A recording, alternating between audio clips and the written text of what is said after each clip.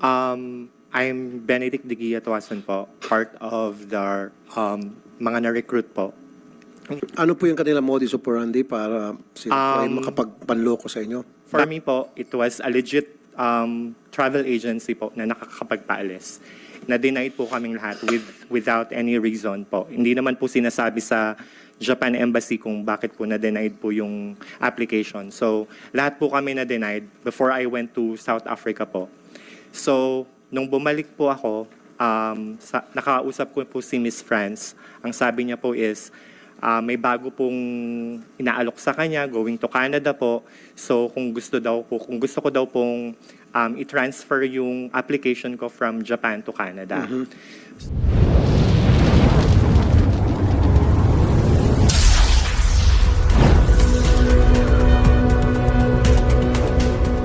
So nag-agree naman po ako when I asked kung magkano po yung initial na amount. She said it's only just for 130,000 pesos po. Okay. So, medyo mas mababa po dun sa Japan kasi yung application po sa Japan, it worth 270,000 plus eh. So, medyo po, for me, medyo nakakaano po siya kasi mas mababa. So, medyo nag-ano naman po ako, sabi ko sa kanya, sige po Miss France, I can go with that po. And then po, after that po, nag-recruit na po siya ng iba-iba na po na tao. As per her, ang kailangan daw po is 30 person per batches. So the first batch that we have, kailangan ma-complete yung 30 na person before we go to Canada. So hindi po i-allow daw po nung employer kung hindi daw po kami 30. And then, nung nakapag-recruit na po ng 30, saka na po sa amin pinakilala po yung immigration officer po na nag-alok po sa kanya. Yung immigration officer, let me interrupt, sorry. Ay yung immigration officer na pinakilala sa inyo, hindi po tunay na immigration officer. Later on, you found out na fake ito. Yes po, Mr. Chair. But we don't have any idea po kung talaga pong nasa Bureau of Immigration siya. No, I've already checked with the immigration at that time during my program. Isa sa kanila ata talaga immigration officer, Yes, former immigration officer, but he no longer works with the immigration. Exactly po, Mr. Chair. What happened po is that after po namin nakipag-conversation po dun sa JL Kapua po or Joel Kapua po, para po makuha po yung loob namin, he initiated po na magkaroon kami ng meet-up. So, Ano po, magkaroon na? Ano po?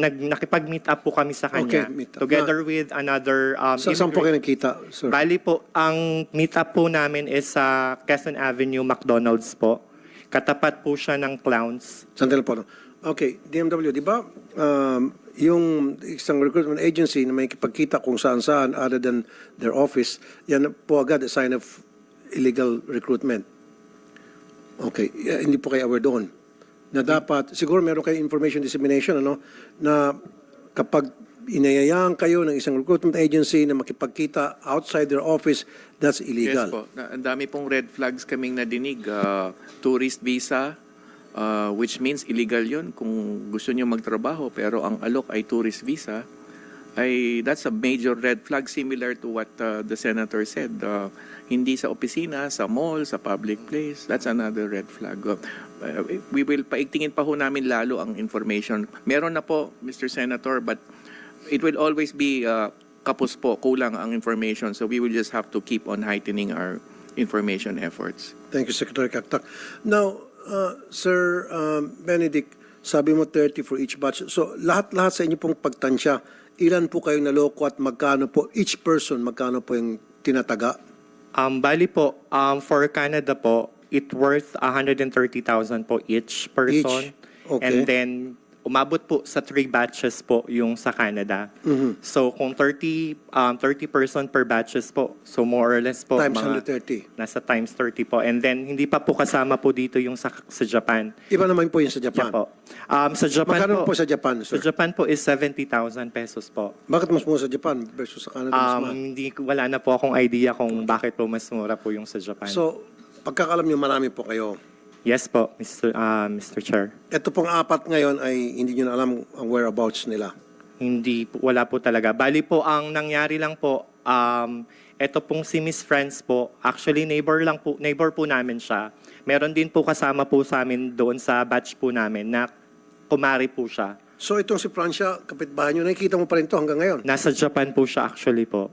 Nakatakbo na sa Japan. Hindi po, nasa Japan po talaga po siya nung nagre-recruit po siya. Naka-Japan base siya. Opo. Bali po, ang may representative po siya, which is yung sister niya po, si Carolina Santos po. Okay, sige. Ma'am Noraline Roselio, Japan Group naman to, complainant for the Japan Good Group. afternoon po, Sir Rapi Tulfo. Good Ma'am. afternoon po, everyone. Bali, si Ma'am Francia po, Sir, nung nirecruit niya po kami, sabi niya po sa amin, nagtatrabaho daw po siya doon sa company na papasukan namin, which is manager daw po siya. Okay. And then, tinanong namin, ma'am, legit po talaga. Sabi niya, hindi ako yung makakasagot niyan, kundi yung taong na-recruit ko din before. Tas yun po, sir, ang dami niya din po nakuha sa Japan, which is 38 po kami, sir. Yung iba pong kasama namin, sir, may cancer pa. Tapos yung iba po, nagbenta na ng pangkabuhayan. Kasi po, pinagpalit po nila kasi pinangako po niya sa amin na makakaalis po kami, 101% daw po. Tas hanggang sa wala na pong nagpakita na Joel Kapwa. Ako masakit. Tapos sabi mo, yung mga kabuhayan, ari-arian, binenta. These are sad stories na matagal na nangyari. Pinakamasakit dito, yung may cancer na dapat pambili niya ng gamot, ng sugal, para may pangarap na pupunta sa abroad somehow. DMW, bakit patuloy pa rin marami tayong mga nabibigtang kababayan despite the fact na hindi naman siguro kayo nagkulang sa information dissemination at ating gobyerno sinasabi yung mga do's and don'ts. Why is this still happening? Sa tingin ninyo? Sino may pagkukulang dito? Ako, ang isang tingin ko po, Mr. Senator, ay yung capability ng mga illegal recruiters na makaabot at the grassroots level.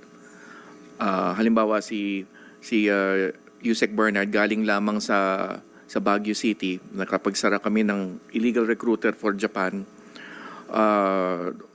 Yung kanilang kakayanan na manghikayat, yung tamis ng kanilang mga dila at mga pangako, 101%, yung mga ganon. Marami pa ring kumakagat sa mga ganong pain. Maaring hindi fully or adequately informed. Kaya ako, I will still attribute this to a continuing information platform or program. Kaya't itong mga ganitong klaseng mga information na pinakakalat ng programa ninyo, Mr. Senator, ang laking tulong po nito. Kaya't para sa akin, tuloy lang po yung kampanya.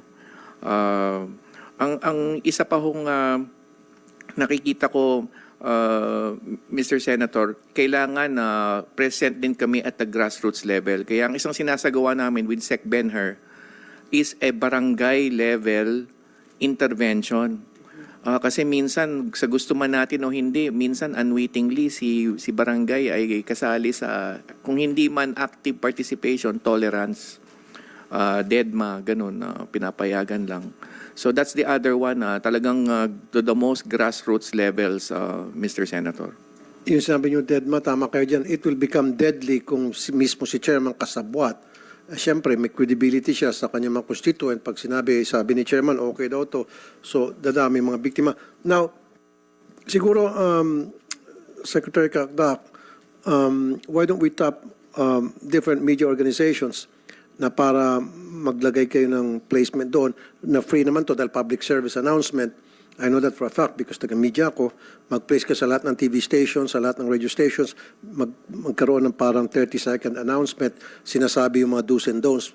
Kung gusto niyo mag-abroad, ito yung mga bawal. Example na lang, red flag agad pag nakipag-usap sa inyo sa labas ng office nila at doon sa mga McDonald's, etc., huwag niyong patulan. Mga ganon. So can we start a Fully agree, Mr. Senator. Campaign? Maybe formulate a few slogans. Magsumbong sa inyo, sir. Yan ang slogan ninyo. Kailangan natin mag-develop ng mga slogans na tatago sa isipan ng mga tao. Dati po yung ibalik niyo ako sa Pilipinas, kung naalala niyo, Mr. Senator, nung dekada 80. Nung panahon ko sa PUA, sinubukan namin yung maging matalino, wag magpaloko.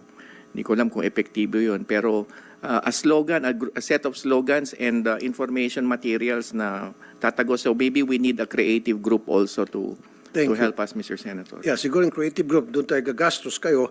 Pero pagdating naman sa placements, pwedeng ililibre na yan ng mga different radio stations, TV stations, in fact, maging sa mga social media, meron rin account yung mga or media organizations. So malaking bagay yon para mabawasan man lang yung mga maluloko.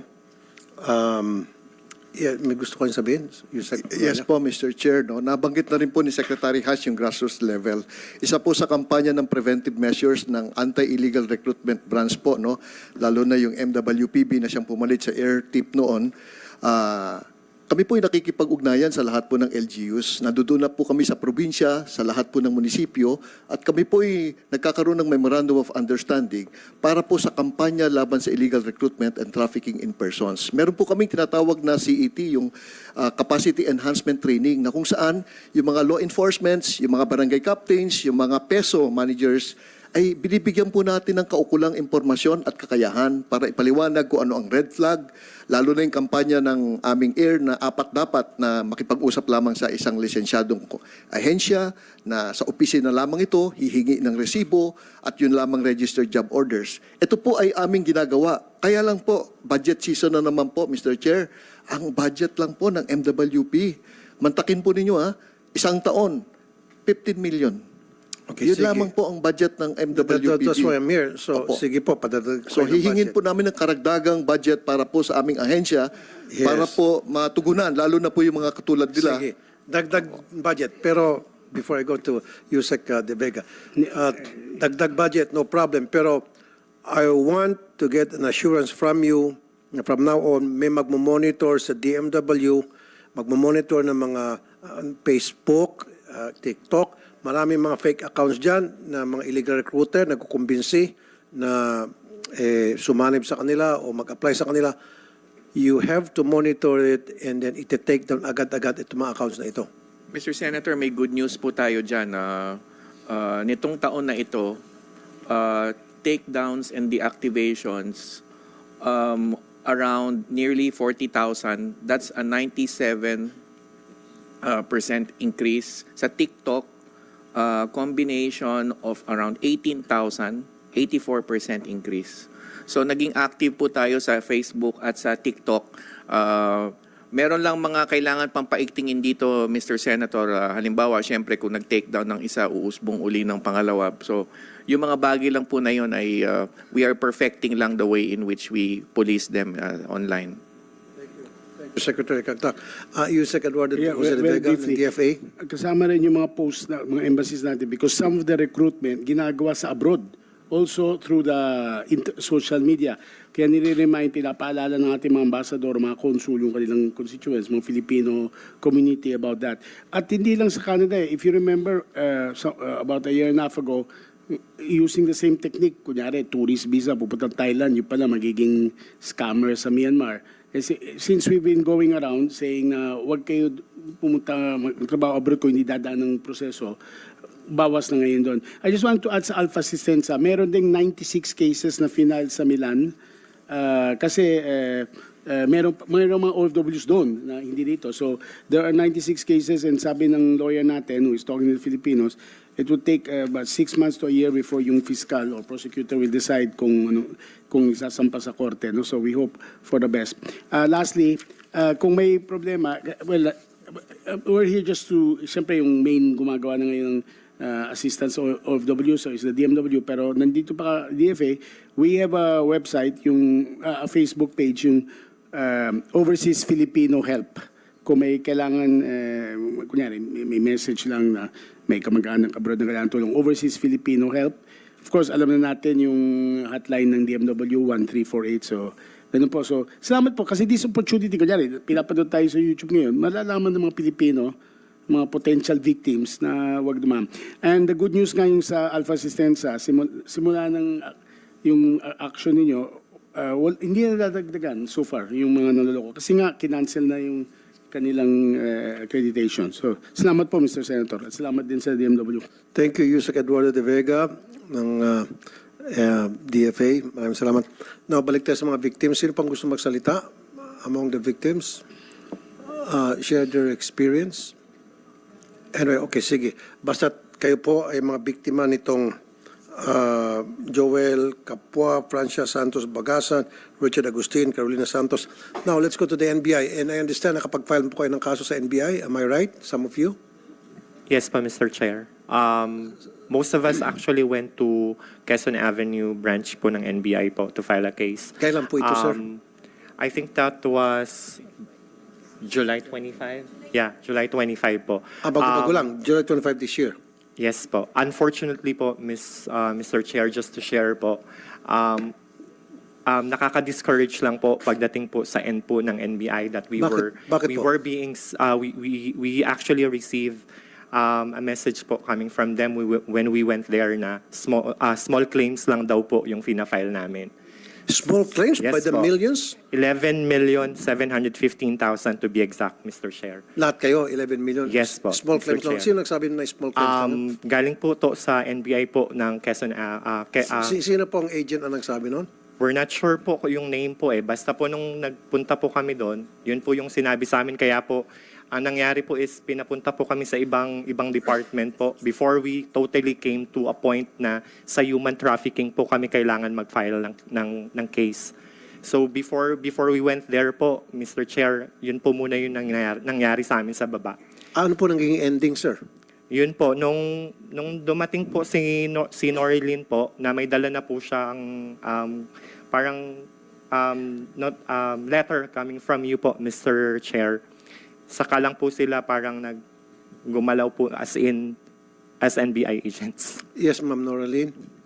Bali po, Senator Rapi Tulfo, bumalik po kaming 4 para mag-file na din po ng NBI. Ang sabi po sa amin ng NBI, ang daming papel ni Senator Rapi Tulfo dyan, tinatambak lang namin. Sinabi po yon? Yes po. Sino pong nagsabi noon? Yung ano po sa NBI. Anong pangalan ito po? Anong pangalan? Nakalimutan ko po yung name. Aba, dapat may pangalan ka, sayang. Na-picture mo man lang? Wala po. Sen. NBI Quezon Avenue. Yes po. Anong araw to? Sige, matraktan. July 25. July 25. Anong oras? Itong July 25. 11 a.m. 11 a.m. Tapos, saang building? Quezon Ave. Opo, Quezon Ave. First floor, second floor, third floor, fifth floor. Okay, anong department? Human trafficking. Human trafficking. Okay, human trafficking. Dito mo taga-human trafficking. So, July 25, 11 a.m., fifth floor. Anong araw yung July 25? Thursday. Sige. Matatrack daw natin to. Okay. 11 a.m., fifth floor, human trafficking. Okay. Pumasok kayo sa opisina ng human trafficking. Pang ilang desk, ilan ba mga mesa doon? Sige, tatrack daw natin to. Una po. Unang-unang mesa. Bungad na bungad. Opo, bungad. Okay, good. Bingo. Bungad na mesa. Saan dito yung mga taga-human trafficking? Ma'am? State your name again, ma'am. I'm Attorney Olga po. Attorney? From the Human Trafficking Division. Ano pong title nyo doon sa Human Trafficking Division? Chief po ng Human Trafficking Division. Very good. You're the right person we should be talking to. Now, doon po kayo sa Quezon Avenue sa 5th floor. Sa 6th floor po kami, wala po kami sa 5th floor. Pero sino nasa 5th floor? Ay, hindi ko po alam kung anong division yung particularly na pinuntahan nila, pero nasa 6th floor po kami doon sa Teka muna, baka dulo-dulo nagkamali po, lang. nasa 6th left-hand floor o 5th side. floor? Human trafficking po, 6th floor. Sa 6th floor. Sorry, so nagkamali. So 6th floor. Okay. Umakyat. Tama. Sir, if I may be allowed to July Ma'am, 26. sandali lang muna. Ano? Sorry po, Mr. Chair. Just to butt in po. Medyo po nagkaroon po kasi ng, gaya po nung pagka-describe ko po, medyo po nagkagulo po kung saan po kasi kaming department pinapunta. So some of us po went to 6th floor, some of us went to 5th floor, we went to cybercrime, we went to human trafficking. Pinagpasapasan kayo parang bola. Hanggang po sana they found out na nung nalaman po nila na nagsumbong na po kami kay Tulfo, saka lang po nagkaroon po ng line kung saan po kami talaga pupuntang department. So maaaring 5th floor ang puntahan nyo? Bali galing po kami sa inyo, Senator Rapi Tulfo. Hindi, gusto ko lang po yung yung tamad na nagsabing tambak na nga dito eh. Ibig sabihin, pag may mga nagreklamo, tinatambak na nila dyan. So, makita natin kung gaano katamad itong mga taga-human trafficking. Bali po kasi 4 na lang kami nun pinapasok po sa loob. Nahuli po kami tapos So, anong itsura ng office? Yung pinasok niyo, yung ano? Office. Ano itsura ng babae, lalaki? bali po kasi sa 6th floor kami, sa 6th floor po yan, hapon na po kami dumating. Kaya nga po, sabi niyo mga 11 a.m., Hapon kami. naguluhan na. Ano itsura nung nagsabi, babae, lalaki? Lalaki po pero hindi ko na po siya. Bata, matanda, kalbo, mataba, payat. Ano? May bigote. Hindi ko na po. Okay. Anyway, balik tayo ngayon kay agent. Ulit ang pangalan ng agent natin, yung si chief, ma'am. Sorry. Pwede bang pakiano yung nameplate niya? Eto po, sir. Hindi ko makita eh. Yan. Si agent, attorney. Olga po, sir. Attorney Olga. Olga, Your Honor. Okay, Attorney Olga. Ano pong comment niyo? Ayon po dun sa timeline na binigay nung agent yung officer of the day, July 26 po sila nagpunta sa amin, hindi po July 25. And then immediately po inasikaso po sila kasi mayroon kaming proforma na na you have to fill up and then magsusubscribe na lang yung officer of the day. Ma'am, So, may nagsisinungaling. Sorry, ma'am, let me interrupt. Nagsisinungaling mga tao mo kasi they will not lie. Hindi sila pupunta sa akin kung sila inasikaso. Ito yung experience ko, believe me, believe you, for the past 20 years, they come to me as a last recourse. Okay? A last resort. So, ibig sabihin, dumaan sila sa proseso, kaya lang yung proseso hindi naging friendly sa kanila, kaya nga pupunta sila sa amin dahil kung in-entertain sila na maayos sa NBI, hindi sila pinaksikot-sikot, hindi na sana sila pumunta sa amin. Ganun po yun. So, meaning, nagsasabi silang totoo, binasto sila dyan sa NBI sa human trafficking, hindi sila pinansin, tinarayan sila, ginawa silang parang bola-bola, kaya pumunta sa amin. So, ang sa akin lamang, you have to identify who this person is. Nung pumunta sila, anyway, kung hindi nyo ma-identify, iseminar nyo po lahat ng tauhan ninyo. Kasi yung 11 million small claims lang ho ba yun? Hindi po, Your Honor. Okay. So, saan nila makukuha yung salitang small claims kung hindi galing mismo doon sa taong nakausap na sa NBI? So, don't tell me na nagsisinungaling naman to. Ang nagsisinungaling, mga taga-kasama mo sa NBI, kung hindi pa pala nakatanggap ng sulat from us, hindi pa pala matataranta. Right? So, nung sila lang pumunta, pinagpasapasan sila. Ito yung sinasabi ko nga po. Halos lahat ng mga taong pupunta sa programa ko, they come to me as a last resort.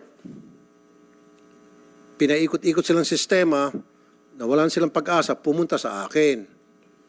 Now, pagdating sa akin, gagawa tayo ng sulat, tinatawagan natin, saka umaksyon yung mga kinaukulan. Dapat wag natin intayin na mapunta pa sa akin. Trabaho naman natin sa lahat sa gobyerno na pag lumapit sa atin, yung taong bayan, lumundag tayo dahil sila nagpapasweldo sa atin. Sila ang pinagsilbihan natin, none others. Anyway, so ma'am, ano nang nangyari sa reklamo? Attorney Olga. Sir, nag-request na po kami sa DMW for certification whether or not yung mga nasabing tao ay recruiters po. And then we also requested from the Bureau of Immigration kung employee po nila yung nasabing tao na si Kapua. Kasi wala po silang mai-provide na address sa amin. So we also conducted record check kung meron pong existing address itong si Kapua po. And then si Bagasan naman po is currently in Japan. Pero You're requesting for address ng mga inireklamo from whom are you requesting the address? sa ano po namin, record check po namin. Okay. DMW, nag-request daw sa inyo, certification. Did you comply? Yeah, we're tracing it at the moment. But at Mr. Senator, wala pa hong 5 minutes yung nai-issue yung certification kasi we just look at our record and certify kung walang lisensya. So, na-issue nyo na? Check po namin. Pero wala pong problema ito, Mr. Senator. Basta natanggap namin, alam ng mga taga-NBI yun. Instant issuance yan kapag talagang walang lisensya. Ma'am, Attorney Olga. Okay. Attorney Olga, sa illegal recruitment, human trafficking, pasintabi sa NBI, ito po ibabase ko lamang sa experience ko for so many years, 2 decades, as a matter of fact. Palaging naiipit, nadidelay, natitenga yung mga kasong ipinafile dyan sa human trafficking, sa illegal recruitment, especially kung malalaking kaso, and then later on, marinig ko na na-dismiss dahil na-areglo. Under my watch, I don't want to hear cases na being dismissed dahil mababaw, dahil small claims. I'm not gonna allow that. I'll do everything in my power na may mapaparusahan sa NBI kung yung NBI man ay gumagawa ng hindi tama. On the other hand, I would like also to commend the NBI because through the years also, ang NBI ang tinatakbuhan ko pag meron akong mga kasong gustong paaksyonan na yung mga tao na nagreklamo sa amin walang tiwala sa PNP, so pinapasa ko sa NBI, and I'm a big supporter of the NBI. As a matter of fact, last year ako po ay pasa ng budget sa NBI. Ako mismo ang nagrekomenda na madagdagan ang budget ng NBI, which nangyari naman yun, just to show na I'm fair here. So NBI is a body or a group na I believe it needs more budget, but kaakibat niya ang pagbigay ko ng karagdagang budget, dapat magsipag-sipag at walisin yung mga tamad at hindi gumagawa ng tama dyan sa NBI. You agree with me, Attorney Olga? Yes, sir. I agree with you po. At hindi naman din po kami nagkukulang, sir. Kasalukuyan po, 5 lang po yung tao ko na line agents. So, kahit po 5 lang yung tao ko, and then may mga directives kami na... Kay 5 tao nyo, ilan po ang lalaki doon? 4 po yung lalaki, 1 lang ang 4. babae. Okay, ma'am, Noraline, anong itsura nung lalaki? 4 na lang eh. Yung nagsabi, wala, tinatambak nga lang namin yung sulat. Hindi ko na din po kasi maalala, Senator. Kasi po 4 po kami doon. Tapos nagpapail po kami ng affidavit. Tapos narinig lang po na, 4 po kami nakarinig na may nagsabi na hindi na namin kailangan nga kasi tinatambak lang daw po. Attorney Olga, sino ba yung lalaking yun na nagsabi tinatambak lang namin yun? 4 na lang. Pero kung sasamahan namin kayo on a friendly visit sa NBI at iharap ni Attorney Olga, makipagkwentuhan sa inyo yung 4, ma-identify mo ba? Kasi po, Sir Rapi, nagsusulat po kami ng affidavit noon. Busy po. kami. Nagsasalita? Opo, So, boses lang? Opo, boses. Pagsalitain natin yung 4, isa-isa. Nakatalikod kayo, pwede? No, I'm just kidding. But anyway, Attorney Olga, ikaw nang bahala. Pagsabihan mo yung mga tao mo sa human trafficking na maging sensitive naman sa reklamo ng ating mga kababayan na biktima ng illegal recruitment. Yes po, Your Honor. May gusto kayo sabihin? I was saying yes po, Your Honor. Pagsasabihan ko po yung mga tao namin na maging sensitive and extra sensitive sa mga complainant. Okay. So, ano na po ang movement ng kaso nila? Nasaan na po? Undergoing investigation pa po, sir. Hinihintay po namin yung result ng aming mga inquiries. I think meron na rin po siguro by this time kasi August 5 pa po ito, yung request namin nung lumabas. And then, sinupinahan na rin po namin yung 2 subjects, although wala po si Miss Francia at ang isa, hindi po namin masupina si Kapua kasi wala pong address na makita sa kanya. Okay. Kung walang address na may kita against him, so hindi naman sasampay kaso? Normally po kung wala pong address, medyo po natatagalan po yung aming investigation kasi inaalam po namin for purposes of filing ng Well, how before about the yung prosecutor's office? Ito, si Sir Benedict. Sorry, Mr. Chair. If we may ask po NBI to probably look into the accounts po na sinendan po namin through Union Bank. Kasi po sa Union Bank naman po, when a person wants to open an account in Union Bank, they will be providing IDs. At the same time, they will be doing biometrics. So we were actually thinking na baka po itong mga taong to, sila po talaga yung nag-open ng account and then they provided their IDs. Probably if NBI could look into it, makakakuha po tayo ng details Yes, I or agree with you. information about it. Thank you po, Mr. Yes, sir. Chair. Pero meron tayong Data Privacy Act, Mr. Benedict. Pero through the courts, pwede naman siguro na maobliga yung bangko na para ibigay yung address. Tama? Nung mga nanloko sa kanila kasi doon nila pinasok sa bangko yung pera dito sa mga binanggit nyo na hindi nyo matrace na yung address. Tama ba, NBI? Yes, sir. Yes, Your Honor po, through AMLAC po. We can Through AMLAC. request. Opo. So, do it. I-request nyo na agad sa AMLAC. Yes, sir. Sir Benedict. And also, Mr. Chair, just to add po, some of us also check po the account of Joel Capua. Joel Capua's account is still active po in Union Bank. So, ibig sabihin, tuloy-tuloy pa rin nakapanloko. That's what we're thinking po, Mr. Chair. So, Attorney Olga, why don't you go to the Union Bank and request that his account be canceled and give the reason, tulad ito ng pag-usapan natin dito, dahil patuloy pa rin siya nakapanloko. And the case is being handled by the NBI, it's being investigated. So maybe the Union Bank will oblige to that request. Otherwise, pwede nyo siyang pansilang obstruction of justice kung magmamatigas tong Union Bank. Yes, sir. Yes, Your Honor. You We agree? will do that. Yes. Okay. Part po yan ng investigation po. Okay. Yes, Sir Benedict. Also, Mr. Chair, just to also add public awareness to everyone. We also went to Bureau of Immigration po to try to file a case po that was July 31st po. We don't even know po kung paano po yung para pong sistema po ng Bureau of Immigration, if they are really if they can really go outside and Okay, pero and meet ba't up kayo with- nagpunta sa Bureau of Immigration para mag-file ng case against who? against what po case? doon po sa probable po na mga Bureau of Immigration officers po sana.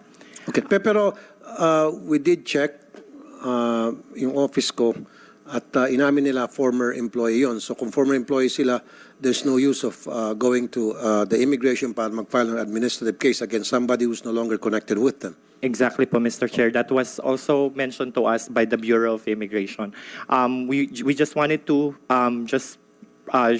provide public awareness to everyone po na as per the Bureau of Immigration, kasi hindi din po kami aware na si Bureau of Immigration po pala is hindi po pala nakikipag-meet up with the outfit of the Bureau of Immigration outside. So Tama. para din po sa iba at malaman po nila na it's a scam. So probably they can watch on that po, Mr. Chair. Thank you. Yeah, this I can add. Pag meron kahit na anong ahensya ng gobyerno ang lalapit sa inyo, mga prospective victim or people who wanted to go abroad by being an OFW, isa ito sa mga red flag na ako ay from the NBI, ako ay from the PNP, ako ay from whatever agency at para gamitin yon to get credibility, red flag yon, asahan nyo, fake yun. Asahan nyo na illegal yun.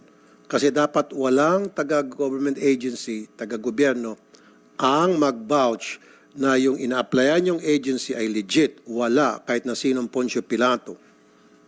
Diba? Wala talaga. Now, this is my message to the NBI, especially sa illegal recruitment at human trafficking. That's why I told you earlier that you should be very sensitive dito sa mga lumalapit sa inyo para mag-file ng complaint because, of course, lahat ng mga kaso lumalapit sa inyo are important, but for me, yung mga kaso sa human trafficking and illegal recruitment, para sa akin, you should give more attention and consideration dahil halos lahat sila nangungutang ito. Binebenta ang kanilang ari-arian, ang kanilang kabuhayan, nilulubog nila yung kanilang sarili sa utang para lamang iniisip na magkaroon ng kapalit yan, makapagtrabaho ka abroad, mababayaran ko utang, mababayaran kong mabibigyan kong magandang kinabukasan ng pamilya, and then hindi na fulfill yun, naghihirap na nga sila, dahil nangutang sila, dobleng hirap na naman nila. So that's what I'm saying. We should be very, very sensitive, especially pag human trafficking at especially pag illegal recruitment. So from now on, gusto ko po sa NBI kayo very attentive dyan. So Gusto ko po, Attorney Olga, na makakuha po ako sa inyo ng update sa kaso and dapat magkaroon ng open line of communication between you and the victims. Is that okay? Yes, Your Honor. At pwede nyo ba tukuyin yung tamad na nagsabing tinatambak lang namin yung sulat dyan? Para isumbong natin kay Director Jimmy Santiago? I-check ko po sa opisina kung sino yung taong responsible for that irresponsible comment. Thank you po. Thank you po, And sir. also, pwede ba, I don't know if this is legal or is this something na pwedeng gawin, mag-issue ng advisory bulletin sa Bureau of Immigration against these people na para kapag sila pumasok o lumabas ng bansa, alam natin ang kanilang mga movement. At kung pwede, wag na silang payagan na makalabas. Lookout bulletin. Attorney Olga, hello. I'm talking to you, ma'am. Are you listening? I Are you was daydreaming? watching Are you- the comment. Sorry, Are you sir. watching the comment? Yes, sir. Ano to? Parang ganun lang yan pagkakarinig ko. Dapat si Carolina ang isabina. Sino si Carolina? Yes. Are you watching the comment? O sige. Para mapalabas si Francia at maturo si Kapua. O. Sige. Binasa mo lang ang comment. Anong reaction mo dyan comment? Salamat kay sino ito? Camille Basina ng Japan. Sir, kasali din po siya sa kasamin. Oh. Pwede magsalita? Sige, nasaan na? Ma'am Camille, maganda yung comment mo. Buti ka pa, pinapakinggan ni Attorney Olga, ako hindi. Habang nagsalita ako, sa'yo siya nakikinig. Sige, malakas pala, ma-influensya pala ito si Ma'am Camille. Go ahead, Ma'am Camille. Where are you, Ma'am Camille? Ma'am? Is she in Japan, si Ma'am Camille? Dito. Po din po siya, Mr. Chair, sa Philippines. Oh. So, anong reaksyon niyo po, Attorney Olga?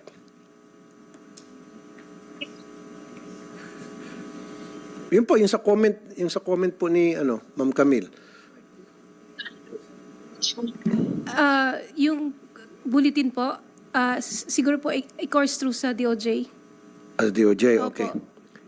Hindi, pero itong ni Ma'am Camille, yung request niya, dapat daw si Carolina ay sa PINA. Paano natin meron naman yung yung MBI na nagpapadala ng PINA sa mga inireklamo. Nag-send po kami ng subpoena kay Miss Francia, pero kahit po nasa Japan po siya, nagpadala po kami ng subpoena para sa kanya. At doon po sa mga inireklamo na ilan ba sila? 4. So, did you attempt to send a subpoena to this personality? Itong kila Kapua, Bagasam, Agustin and Santos, dapat lahat sila padala nyo ng subpoena. Ang naibigay lang po kasi sa aking details, yung dalawang pangalan. Let me check kung ano po yung status as to the other subjects in this case. No, kasi yung nireklamo, di ba, 4 nireklamo nyo? So lahat sila dapat padala nyo sa subpoena. Kung ang Yes, pinadala nyo ng dalawa, bakit yung dalawa in-exempt? Hindi ko po alam. I cannot Alamin niyo comment po. on that. I-check ko po muna bago po Hindi, dapat talaga kung 4 yung nireklamo, Yes bakit po. dalawa lang pinadala, yung dalawa hindi? Hindi ko po masabi kung bakit po. Ang So- binigay lang po kasi sa aking details as to the subjects in this case are si Miss Francia and Kapua. So, yun po yung nirelay ko. And I will check kung ano pong status as to the other subjects in this case. Yung iba po dapat mapadala nila Yes, sa PINA. opo. Kasi kung yung Yes, dalawa opo. lang pinadala, yung dalawa hindi, tataas ang kilay ng marami sa mga complainant. Bakit yung dalawa lang, yung dalawa exempt? There must be something wrong. Okay, dapat equal ang treatment sa lahat ng mga inireklamo. Okay, before I suspend this hearing, Secretary Kakdak, sir. Mr. Senator, pick upin ko lang po yung sinabi ni Benedict kanina tungkol sa pagpupulong with government agents or employees.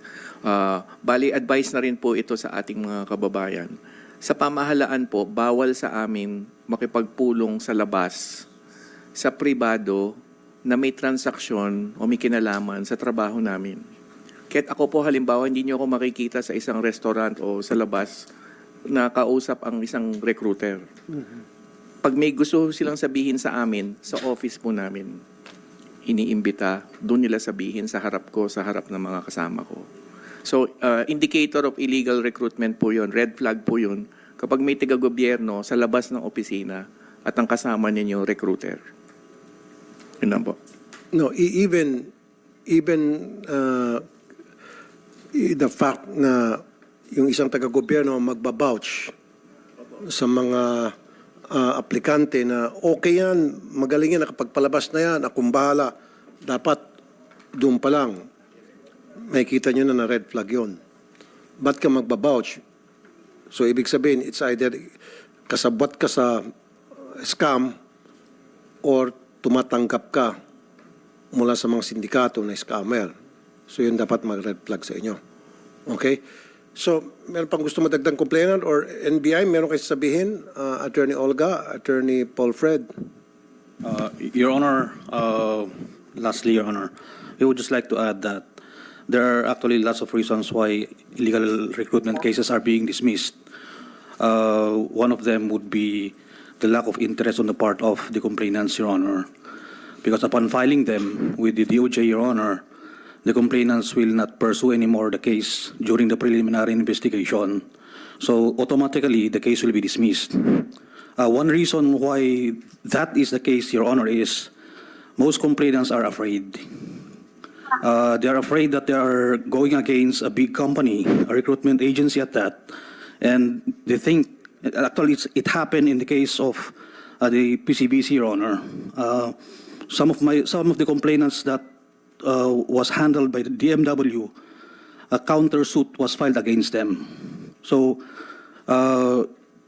if only we have the same provision, just like in the human trafficking, wherein there is an immunity granted to the law enforcers and also to the complainants, then probably the complainants in illegal recruitment will also have courage in pursuing the case they filed before any law enforcement agency or the DMW, Your Honor.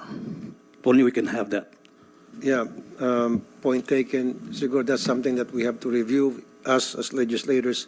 If we need to pass legislation that will solve that problem, that will address that issue, yes, we will. But thank you for pointing that out.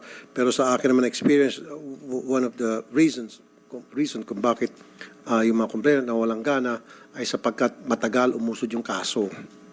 Nagpabalik-balik na sila, magtatanong sila, dinadabugan sila, tinatalayan sila. Ito, may ebidensya na tayo. Paano pa sila gaganahan?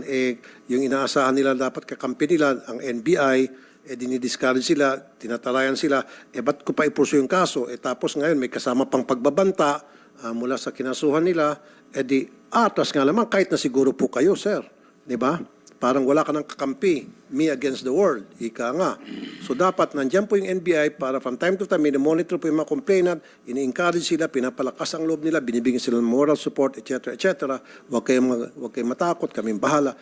Pag ganun po yung naging attitude po, kayo sa law enforcement o sa inyo na tinatakbuhan, nagpa-file ng kaso, then lalakas ang loob ng ating mga complainant, believe me, believe you. Ganun po dapat. Otherwise, palaging magkakaroon ng dismissal ng kaso dahil lack of interest. Isa pa, yung mga tao sa sobrang tagal na, magtatrabaho sila sa ibang lugar, sa ibang bansa, makapagtrabaho sa ibang probinsya. Ba't pa ako sisipot dyan? May trabaho na ako, sayang lang. So, ano po yung nakikita yung solusyon doon sa sinasabi ko? Sir, how can we avoid that? Na para the complainants will lose interest in the case. Your Honor, in the cases I handled, Your Honor, since we do not have sufficient funds also to help these illegal recruitment victims, I heard from some DMW counterparts that there are some financial aids they are also providing to these illegal recruitment victims. So sometimes when they're asking for some cash that may aid them in filing the case or in going to and fro one town or to the DOJ, we advise them to go to the DMW and seek help from the DMW, Your Honor. Okay, there are also cases na later on yung mga complainant nag-reach out yung mga inireklamo and then nagkakaroon ng areglohan and ba't pa nga sisipot, na-areglo na. I know that also for a fact that happens. Pero kadalasan kaya na-dismiss lack of interest sapagkat mabagal yung paggulo ng kaso. Example na nga lang, sabi ng isang lalaki, tinatambak lang namin dyan yan yung reklamo Yan na, meron na tayong ebidensya. So dapat kayo dyan sa NBI, magsipag kayo, magpursige kayo at pakita nyo sa mga complainant na sensitive kayo dun sa kanilang mga reklamo. Yung sinasabi mo, budget, sige, dadagdag ko ng budget kung kailangan yun para mapalakas, mapaigting yung trabaho nyo dyan sa NBI, sa human trafficking. Because last year, nagbagsak ako ng pondo sa inyo. So, there's no reason for me para hindi magbagsak ulit. Special na mention mo pala, kulang kayo sa budget. Why not? Ganun sa DMW. Pero ang kailangan ko lang kapalit niyan, yung aking effort na ipaglalaban ko kayo sa budget hearing para madagdagan kayo ng pera, gawin niyo maayos ang trabaho ninyo na para yung mga complainant na lumalapit sa inyo, mapagsilbihan nyo na maayos. Is that a good request? NBI Yes, Your Honor. and DMW? Yes, Your Honor. Susugan ko po yung sinabi ninyo. Dahil binigyan nyo kami ng karagdagang pondo, kung naalala nyo po, Sen, meron kaming upfront na binibigay na financial assistance. Kamakailan lamang in-increase namin yon from 30 to 50K. And then, recently, approved na rin po, sa gitna ng kaso, mag-aabot pa kami ng pangalawang tranche para maengganyo pa siya. Kasi minsan sa kalagitnaan doon sumusuko, hindi sa antimano. So, yun po. At lastly, Mr. Senator, gusto ko lang po iulat. 12 na po ang napasara natin ngayon. Last year, to compare 7 the entire year. Ngayon pa lang, Hulyo, 12 na. At may 5 entrapment operation po tayong naisagawa na nakahuli na tayo. So, yun lang po. Thank you, Secretary Hans Kaktak. So, Attorney Olga, also, ma'am, tinatawag kayo, parang nakasimangot kayo, parang ayaw niya ata. Sige, ma'am, you're dismissed. Parang walang gana. Kinakausap kita, nakatingin ka doon. Kinakausap kita, parang nakaganon ka, tulala ka, parang baka friendship mo yung nagsabi, tatambak namin dyan.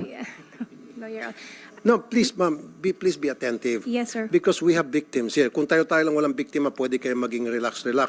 Pero the fact that we have victims here, nasaktan sila, tapos pinaikot-ikot na siya sa NBI, dapat mas lalo kayo maging attentive. Huwag yung para kayong inaantok, ma'am. Please don't do that po, ha?